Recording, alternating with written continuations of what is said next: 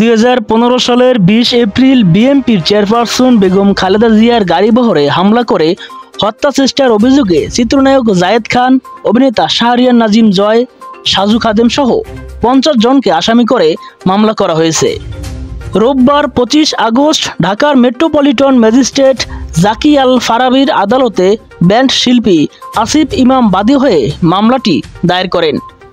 আদালত বাদীর জবানবন্দি গ্রহণ করে অভিযোগটি মতিঝিল থানা পুলিশকে এজাহার হিসেবে গ্রহণ করার নির্দেশ দিয়েছে।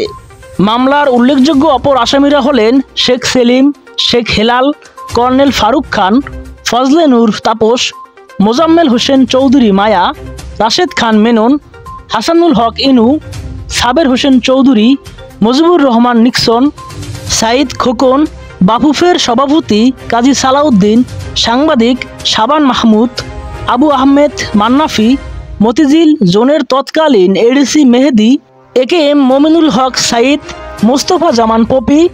মামলার অভিযোগে বাদী উল্লেখ করেন 2015 সালের 20 এপ্রিল নির্বাচনী প্রচারণার সময় বিএনপির কার্যালয়ের সামনে আয়োজিত পথসভায় বিএনপির চেয়ারপারসন বেগম খালেদা জিয়াকে হত্যার উদ্দেশ্যে আসামিরা অস্ত্রসহ তার গাড়িবহরে হামলা চালান।